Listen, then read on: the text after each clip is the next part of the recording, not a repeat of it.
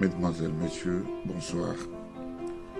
Très heureux de vous retrouver une fois de plus pour que nous puissions, comme des disciples, prendre ce temps de l'étude biblique, moment au cours duquel nous allons parcourir ensemble les Saintes Écritures pour connaître la volonté parfaite de Dieu, pour avoir une vie chrétienne normale.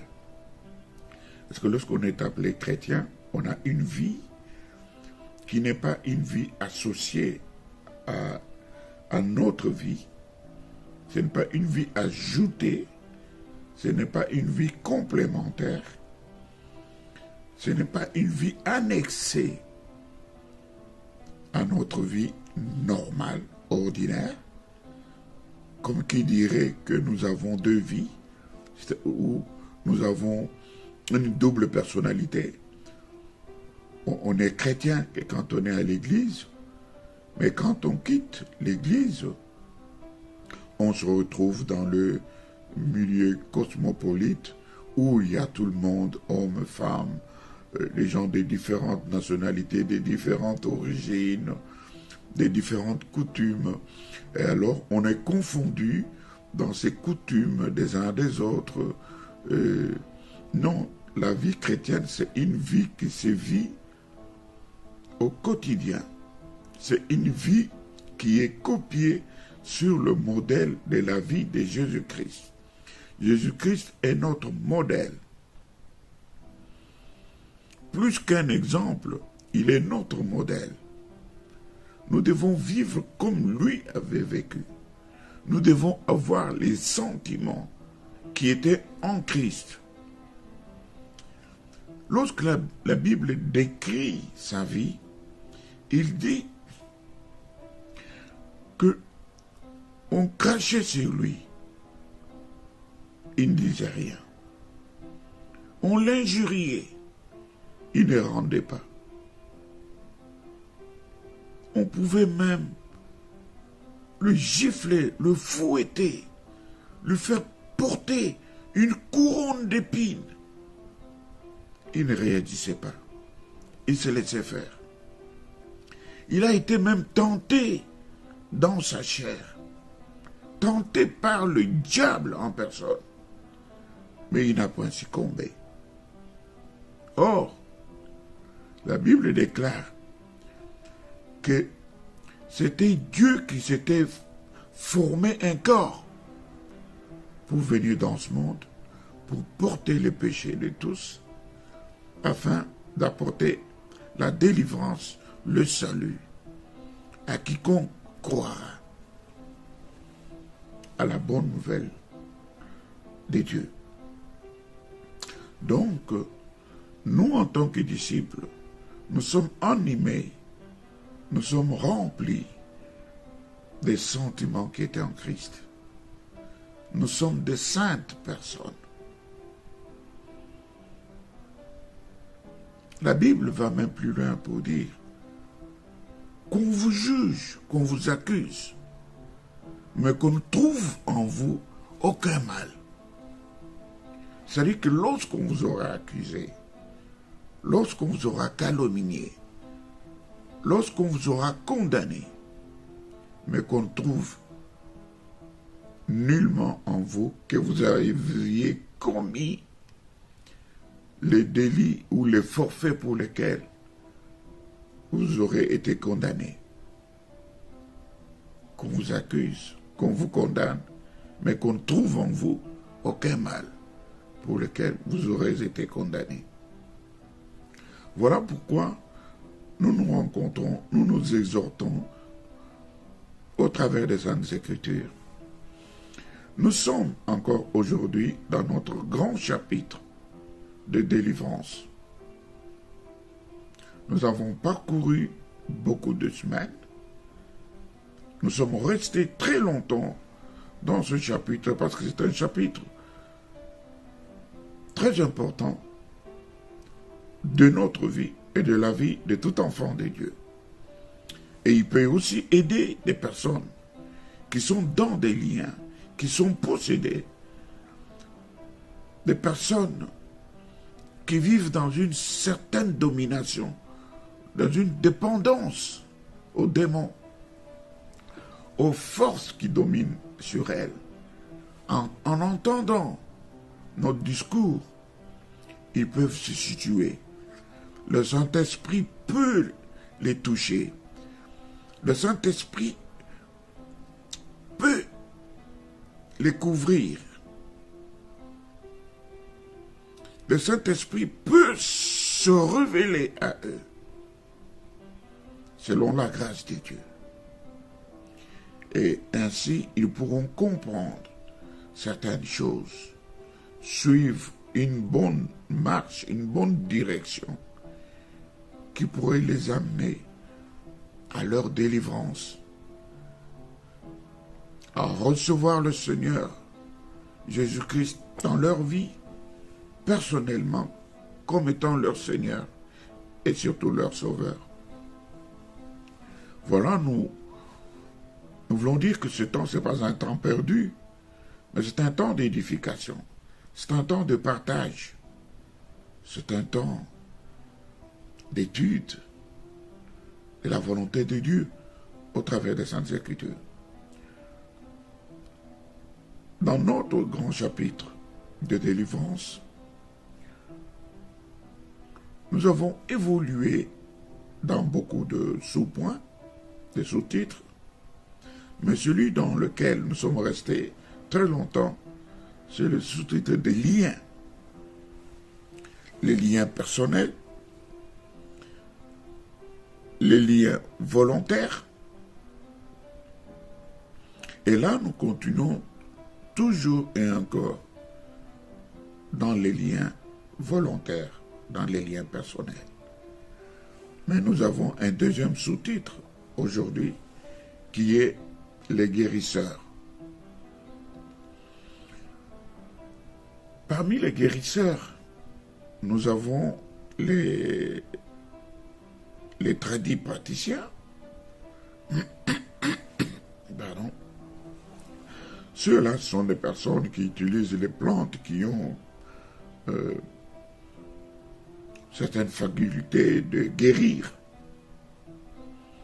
Mais puisqu'on ne connaît pas bien déterminer qui est tradipraticien, comment le différencier du guérisseur, puisqu'on n'a souvent pas le discernement. C'est pourquoi aujourd'hui je vous déconseillerai de fréquenter ces personnes pour des raisons que nous allons développer tout à l'heure. Mais les tradipraticiens n'exploitent que la capacité naturelle qui est dans une plante pour guérir. En réalité, ce n'est pas condamnable. Parce que c'est Dieu qui a fait que ces plantes renferment ces capacités thérapeutiques. Et si c'est exploité à cette fin, en réalité, il n'y a pas de mal. Mais il y a une autre catégorie de guérisseurs qui sont ce qu'on appelle les guérisseurs traditionnels. Ceux-là, ce sont des personnes à ne jamais fréquenter. La plupart de ces guérisseurs, ce sont des médiums. C'est-à-dire qu'ils ont le pouvoir d'entrer en contact avec des esprits des morts. Est-ce que vous me saisissez?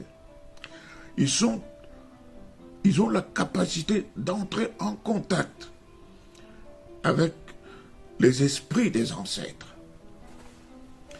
Et c'est par ces esprits que les guérisseurs, n'est-ce pas, qui peuvent entrer en contact avec les ancêtres ou avec les morts. C'est pas ces esprits qu'ils peuvent. C'est-à-dire que ces esprits les aident, leur révèlent des choses qu'ils désirent à connaître sur ceux qui les consultent. Et je disais que c'est pas ces esprits qu'ils peuvent connaître des maladies et même proposer des thérapies. Parce que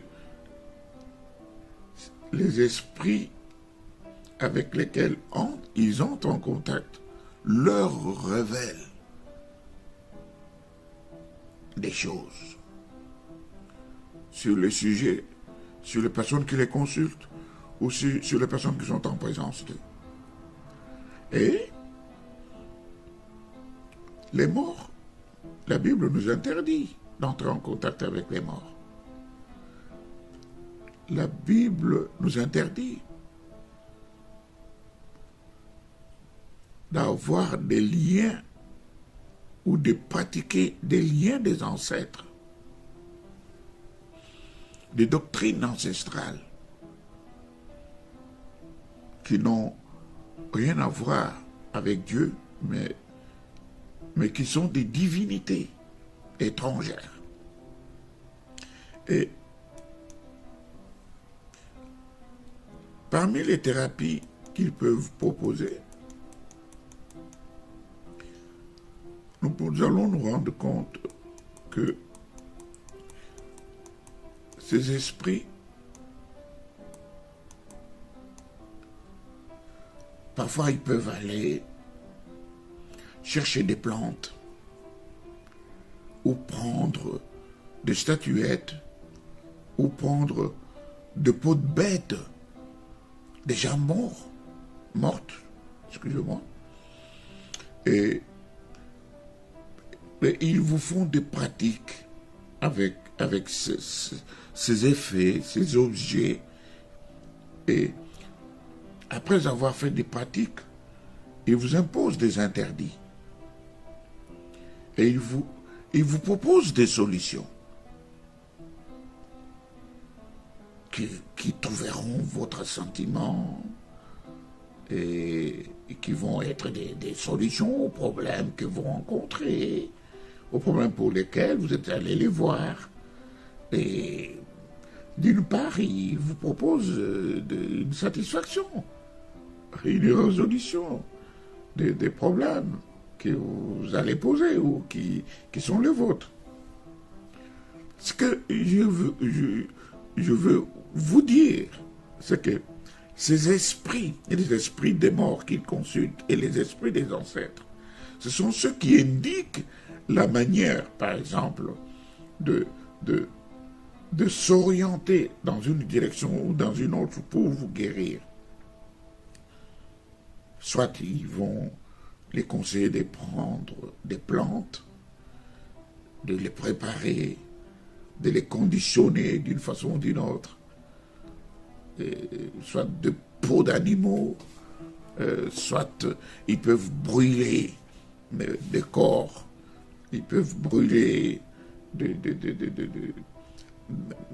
certaines choses qui peuvent vous demander, par exemple des oiseaux, des œufs, des pigeons, des poules, des coqs, peut-être même des chèvres.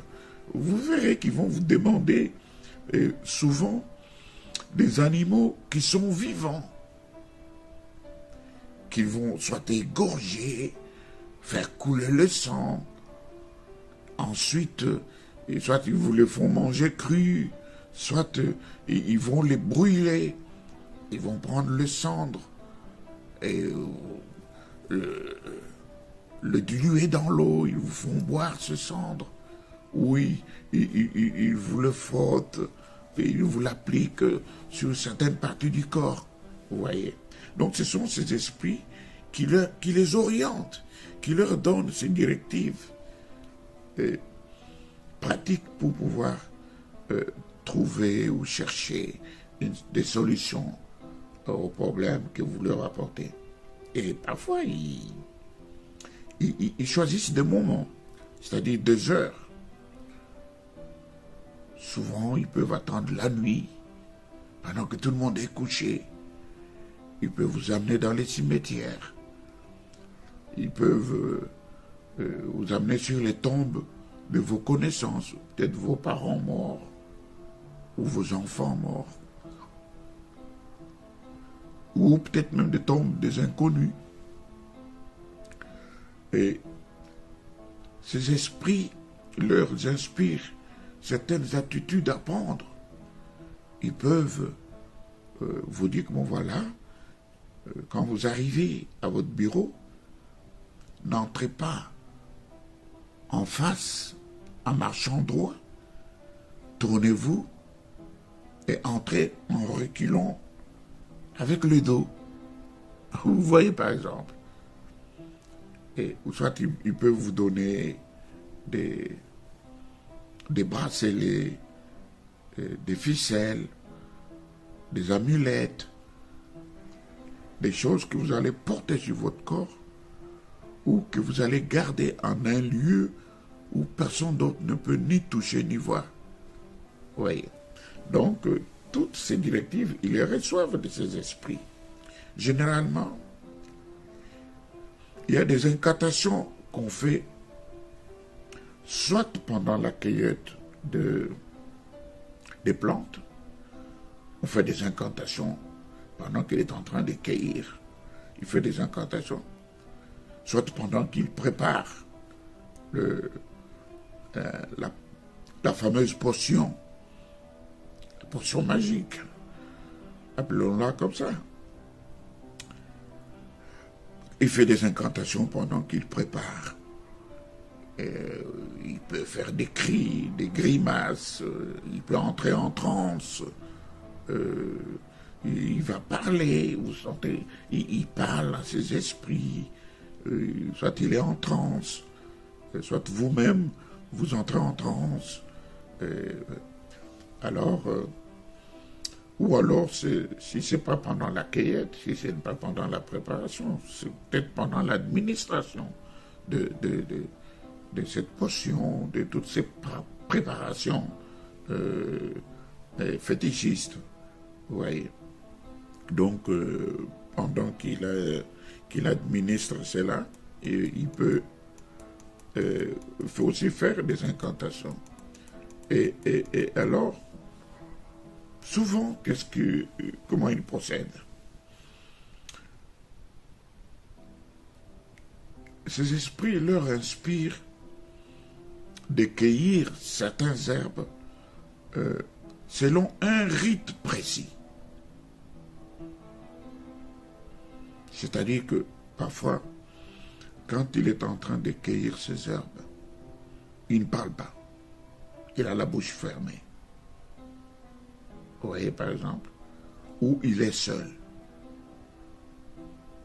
où il va à une certaine heure précise, pas à n'importe quelle heure. Parfois, ces plantes qu'ils vont cueillir, ce sont des plantes qui sont à des endroits spéciaux, comme dans des cimetières. Souvent, vous voyez, dans des cimetières, il y a des plantes, parfois qui ne poussent pas comme ça, comme des plantes normales, mais c'est planté à dessein. Ça a certains pouvoirs. Et ces guérisseurs, diaboliquement initiés ou révélés ou conduits, ils vont jusque là où il y a ces plantes. Ils les arrachent parce qu'ils savent que ça a certains pouvoirs démoniaques, maléfiques, pour guérir ou pour répondre à leurs exigences. Et parfois, vous le verrez aller souvent à la croisée des chemins. Vous le verrez, soit les eaux dont ils se sont servis pour préparer, ou les eaux avec lesquelles ils vous auront lavé, ils vont aller jeter ça à la croisée des chemins. Ce sont des eaux qui ont absorbé la maladie, qui ont absorbé la malchance que vous portiez, la poisse, ou ils disent qu'ils vous lavent pour ôter de vous la poisse, la malchance, le malheur, une maladie quelconque. Et ils vont jeter ça dans la croisée des chemins, dans les carrefours, si vous voulez bien, ou dans des ronds-points, dans des giratoires, dans des ronds-points. Et là, soit la première personne qui passe par là et qui marche sur ces eaux attrape cette maladie-là. Donc, elle vous quitte pour aller se loger dans une victime qui passerait par là, la première, et qui marcherait sur ces eaux qui avaient été jetées. Vous voyez. Donc, souvent, à la croisée des chemins, dans des carrefours, c'est des endroits où se font beaucoup de choses pendant la nuit. Des incantations, et où parfois sont jetés les eaux usées, ou les fétiches, ou les résidus de ce que ces guérisseurs, ces praticiens viennent après avoir délivré ou lavé ou purifié les personnes qui les consultent. Alors, ils jettent ça là. Donc, ils ne peuvent pas guérir complètement. Ils les retirent d'une personne pour aller piéger une victime autre qui portera cette malédiction qui était sur vous. Elle va tout simplement se transférer sur une autre victime.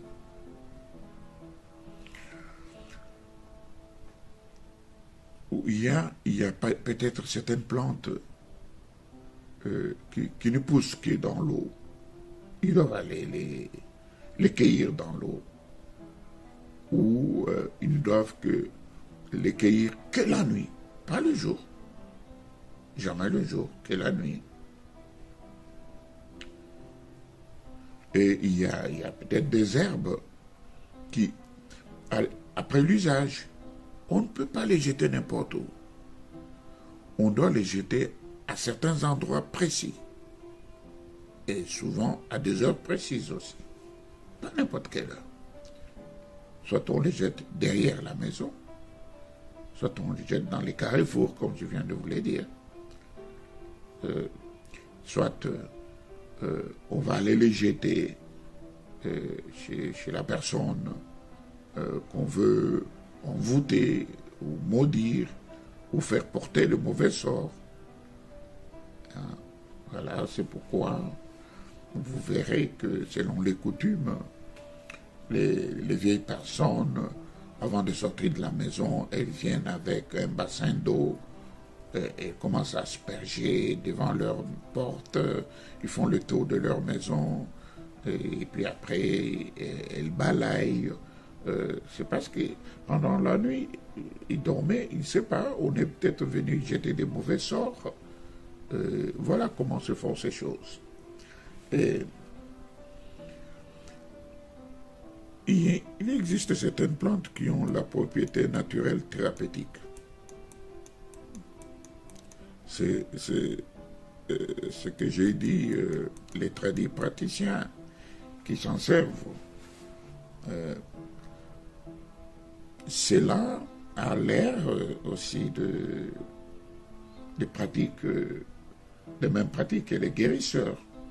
Parce que mais chez eux, c'est rationnel. Ce n'est pas traditionnel. Mais c'est rationnel. Pourquoi? Parce que ils savent, ils sont instruits. Parfois, ils sont enseignés que telle plante a telle vertu de guérir. Et comme je venais de vous le dire, comme on ne sait pas distinguer les guérisseurs occultes d'avec les tradis praticiens, vaut mieux s'abstenir de faire recours à toutes ces personnes, sauf si on a le discernement, ou si on est instruit sur l'authenticité ou la pratique exacte du tradit praticien ou de la personne que l'on va consulter. Si on est sûr que c'est un véritable tradit praticien, qui guérit ou qui fait sa science selon les normes de la science. C'est-à-dire, il n'utilise que les plantes, il ne fait pas des incantations, pas des incisions, il ne faut pas des choses qui n'ont aucun rapport avec les sciences occultes ou ni recours aux esprits des morts ou des ancêtres. On voit que ce qu'il fait, c'est la science rationnelle, où on fait recours aux facultés de guérir que renferment certaines plantes. Bon, on peut, si on a la conviction, on peut le consulter. Mais j'ai dit que, comme si on n'a pas le discernement de ces deux types de personnes, les tradipraticiens et les guérisseurs, vaut mieux ne pas les fréquenter. Ce que je dois aussi dire, c'est que les guérisseurs, ils ne peuvent jamais guérir. D'autant plus qu'un serviteur de Satan ne peut jamais faire du bien à l'homme. Et là, nous allons aborder deux explications qui se dégagent. Nous allons prendre l'exemple d'une femme stérile qui a visité un guérisseur et qui, au final, a obtenu satisfaction. Elle était stérile, mais elle se voit mettre au monde. Il y a un premier aspect. Soit sa stérilité venait des démons, alors le guérisseur, grâce à sa capacité d'entrer en contact avec les esprits, les démons, les esprits des morts, les esprits des ancêtres, il négocie avec eux pour qu'ils libèrent la maternité. Et souvent, après cette négociation, parce que vous avez été leur esclave, leur captif. Mais quand maintenant le guérisseur vient négocier avec eux, ils peuvent libérer le côté maternité, mais ils récupèrent une autre partie de la vie, soit de la femme, soit de l'enfant qui naîtra. Ils récupèrent une partie de la vie. Et un deuxième aspect, soit l'enfant qui naîtra, c'est un démon tout simplement en forme humaine. Un démon qu'ils vont placer dans le ventre de la femme. Un démon en forme humaine. Et ça va être un enfant en problème quand il va naître. Il ne grandira pas aisément. Et tant qu'il sera dans la famille, il sera une sorte d'antenne de Satan dans la famille. Il sera chargé de communiquer tous les projets de la maison aux esprits qui sont dans le monde des ténèbres. Parce qu'il en est serviteur, il en est une antenne.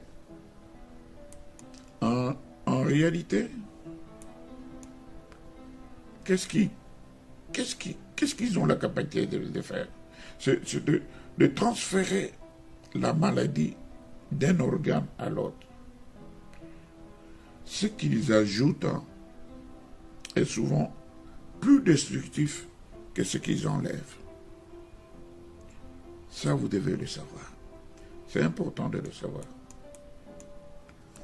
Et nous devons aussi savoir qu'une personne, quelle qu'elle soit, homme ou femme, soignée par un guérisseur, par exemple de maux de tête après avoir bu le sang d'un coq mélangé avec des herbes et devient possédée par un esprit de sorcellerie. Pourquoi? Parce que les guérisseurs là, ils ont souvent un esprit de malice. Comme il est bien dit que leur père est menteur depuis le départ, depuis le commencement. Et leur maître exige aux personnes qui les consultent les sacrifices humains en leur demandant souvent certaines choses. Vous allez remarquer, pour la plupart des cas, que les choses qu'ils demandent sont souvent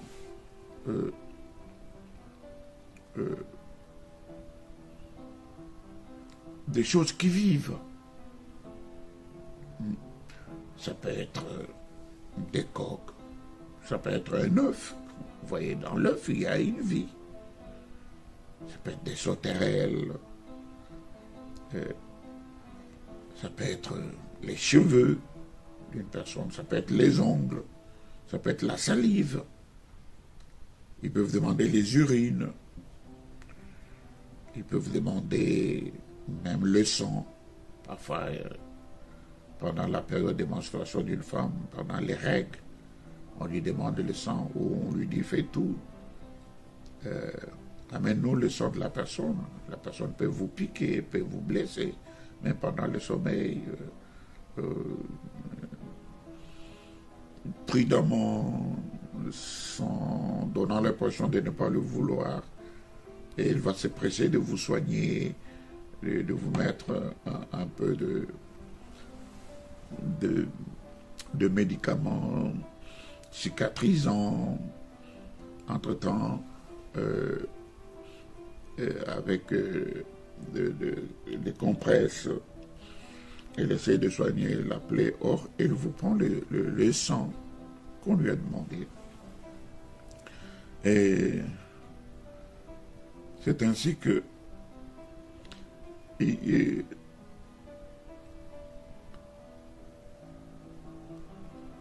peuvent aussi prendre les sous-vêtements d'une personne, les ongles des pieds, couper les cheveux, couper un morceau de tissu déjà utilisé, pas neuf, mais appartenant à quelqu'un. Ils peuvent attendre que vous vous déplaciez et ils prennent le sable de votre plante de pied. Vous voyez toutes ces choses-là. Donc, prendre quelque chose qui vient de quelqu'un, qui appartient à quelqu'un. Et ils prennent ça pour pouvoir envoûter, nuire la personne. Et toute personne, dans ce cas, il faut savoir que toute personne qui a été consultée un guérisseur, il est sous le coup d'un envoûtement. Il est sous le coup des liens de possession. Et là, c'est des liens de tout genre. Sans distinction. Des liens de tout genre. Et la conséquence certaine, c'est que son avenir est hypothéqué. Il ne le possède plus. Il n'en a plus ni l'autorité ni le pouvoir. Parce qu'il a hypothéqué entre les mains de ce guérisseur. Et qu'est-ce qu'on constate? Que souvent une personne qui a été consultée un guérisseur, la vie de cette personne est écourtée après avoir consulté un guérisseur. En réalité, c'est quoi? C'est-à-dire que l'esprit de cette personne reste au service du guérisseur. Et cela, c'est jusqu'à la fin de l'échéance de leur vie sur la terre. Vous savez, je veux dire ceci. Dieu, en vous envoyant sur terre, avait dit que vous vivrez 73 ans. Mais à 50 ans, vous êtes mort. Vous allez être captif de ces démons, de ces guérisseurs, pendant plus ou moins 23 ans. Vous allez être à leur solde. Vous allez travailler pour leurs intérêts. Ils vont vous envoyer. Vous allez être comme une vache à lait. Ils vont utiliser votre esprit. Jusqu'à ce que, lorsque vous aurez atteint 73 ans. Votre esprit maintenant est libéré, mais pour la perdition. Pour la perdition. Parce qu'un enfant de Dieu est intouchable. Un enfant de Dieu est gardé dans le sang de l'agneau. Et le diable, il a peur du sang. C'est un bouclier qui protège ce qui appartient à Dieu. Et le diable ne peut ni approcher, ni atteindre ce bouclier, ni le vaincre. C'est un bouclier invincible, infranchissable, un bouclier protecteur, libérateur, un bouclier de défense contre lequel le diable ne peut rien. Il faut vraiment être enfant de Dieu. Il faut appartenir au Seigneur. C'est lui qui prend soin de nous et c'est lui qui nous protège. Je voulais dire que l'esprit de ces personnes qui ont été consultés, les guérisseurs, ces esprits restent au service des guérisseurs jusqu'à la fin de leur vie. C'est donc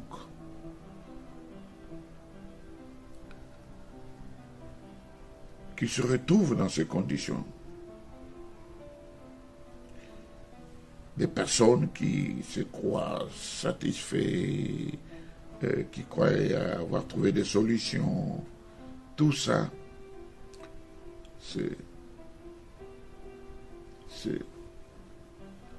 de la fantaisie. Je vais dire que c'est une mascarade. Mais en réalité, ce que eux font, en vous miroitant ces semblants de guérison, de solutions, de bien-être, d'enfants, de travail, de protection, mais ce qui... lorsque ils vous échangent ce mirage qu'ils vous montrent, ce qu'ils vous donnent est pire que ce que vous recevez.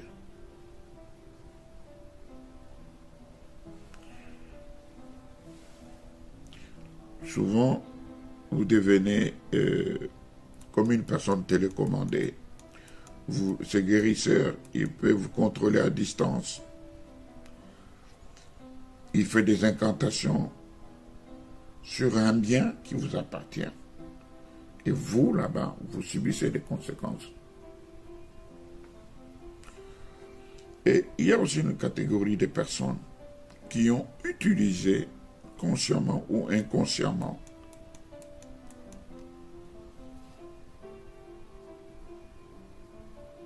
qui ont consulté les guérisseurs, qui ont utilisé des amulettes,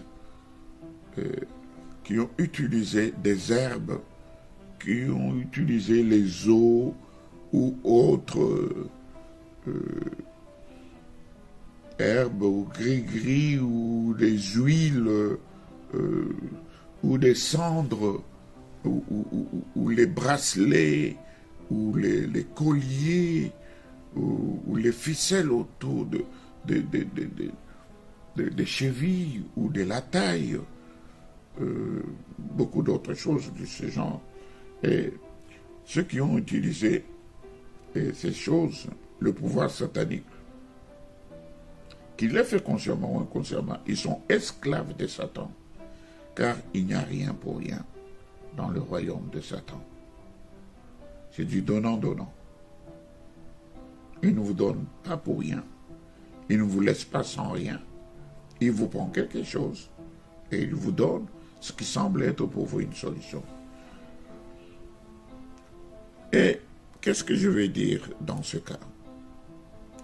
Quand une personne se rend compte de ces choses, qu'elle est possédée,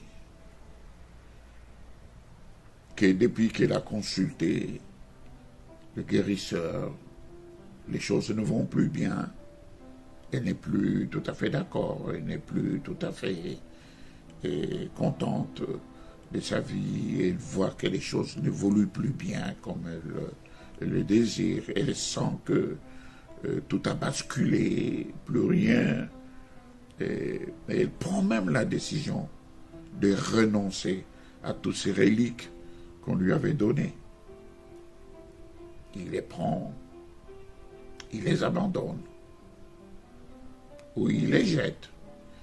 Je vous dis que ce n'est pas de cette manière que ça doit se faire.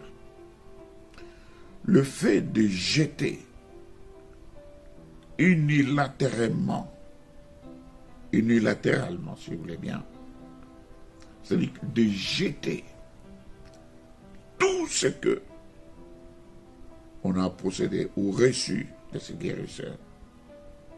Vous jetez toutes ces histoires après les avoir reçues ou même après les avoir utilisées. Cela n'est pas votre délivrance. Le fait de les jeter, le fait de les abandonner, cela n'est pas votre délivrance. C'est ce qui explique, pour certaines personnes, même une fois converties, ils sont restés en possession de ces reliques, de ces choses, et ils ont difficile à grandir spirituellement. Leur croissance spirituelle stagne. Ils sont toujours bébés spirituels. Un petit bobo, permettez que je l'appelle comme ça. Ils sont incapables de demander leur guérison, ni l'intervention divine. Il faut toujours aller voir l'homme de Dieu. Et ils sont toujours enfants. Ils ne grandissent pas spirituellement. Parce qu'ils ont encore des liens qui les retiennent. Vous voyez. Ce qu'il faut, quand bien même on a reçu le Seigneur, quand bien même on a renoncé à ces choses, après les avoir utilisées, non, ce qu'il faut, c'est de confesser d'abord. Ensuite, d'abandonner. Et troisièmement, de sortir tout ce qu'on avait reçu auprès de ces guérisseurs. Et aussi briser tous les interdits, s'il en existait. Et enfin, passer par le service de délivrance avec un serviteur de Dieu.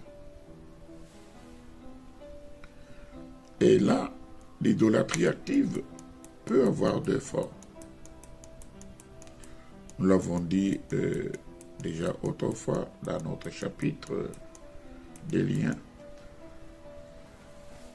Il y a la magie active qui peut avoir deux formes. Donc l'idolâtrie. Il y a la magie blanche qui consiste à obtenir une faveur. Vous voyez, les gens qui font la magie blanche, cela a tout l'air de quelque chose de bien. Vous ne voyez pas quelque chose de mauvais. On peut obtenir la protection. Tout le monde a besoin de la protection. On peut obtenir l'argent. On peut obtenir un pouvoir ou une capacité de séduction en dehors des normes normales et en dehors des principes bibliques. Là, il s'agit de la ruse de Satan qui aveugle sa victime avec les biens matériels, c'est-à-dire la gloire, le succès, la prospérité. Et là, nous pouvons lire dans Luc, chapitre 4, versets 5 à 7. Pendant que je le dis, le verset est en train de passer. Ce que je veux dire, c'est que le diable, lorsqu'il offre toutes ces choses, mais il retient toujours l'esprit de la personne, de sa victime, captif. Et sa vie sera à la guise du diable qui va la manipuler à sa guise. N'est-ce pas? La vie sera à la merci du diable qui va manipuler la vie et même l'esprit de ses victimes à sa guise, comme il le veut. Et la magie noire, c'est l'art de nuire, contrairement à la magie blanche. Mais tous, l'un et l'autre, ils sont mauvais, que ce soit la magie noire ou la magie blanche. Bien que la magie noire, et la magie blanche plutôt, consiste à obtenir une faveur, que nous avons cité, la protection, l'argent, et certains pouvoirs, la gloire, le succès, la prospérité. La magie noire, elle, c'est l'art des nuits. Les puissances spirituelles comme l'incrédulité, comme les maladies chroniques, les morts subites, ainsi de suite, c'est des nuisances, beaucoup plus des nuisances physiques, vous voyez, que la magie noire, elle a comme effet sur des personnes, les nuisances physiques. Et c'est ainsi que je vais devoir prier, compte tenu du temps, parce que dans l'imagerie, c'est le temps qui compte. Comme ça, nous serons prêts le jeudi prochain pour aborder un autre sous-titre, toujours dans le domaine de notre grand chapitre, la délivrance, dans le sous-titre des liens personnels, des liens volontaires. Père de toute gloire, ce que les hommes cherchent sans trouver est en toi. Tu es celui qui nous a créés à ton image et tu as placé en nous une portion de toi. Et ceux qui te trouvent, ceux à qui tu te révèles, tu leur accordes un salut complet et total. En toi, ils ont la protection. En toi, ils ont la vie éternelle. En toi, ils ont la délivrance contre les maladies, contre les possessions, contre les liens ancestrales, contre le pouvoir occulte, contre les sorciers, contre les pratiques des sorciers, des guérisseurs, contre tout le mal que le diable peut causer avec ses démons et ses serviteurs. Je te recommande, précieux Seigneur, ceux qui sont marqués de ton sceau, ceux qui t'appartiennent, ceux qui font partie de ta bergerie, et tous ceux en aussi grand nombre qui se dirigent vers ta bergerie pour y entrer avant que la porte ne soit fermée. Seigneur, que ta patience jusqu'à ce jour soit le salut pour ce grand nombre de toute race, de toute langue, de toute tribu, d'où qu'ils viennent. Que ton salut leur soit accordé, que ta protection divine leur soit accordée. Et qu'ils soient libérés, affranchis, le corps, l'esprit et l'âme. Au nom de Jésus-Christ de Nazareth. Amen. À jeudi prochain, 19h. Soyez abondamment bénis. Alléluia.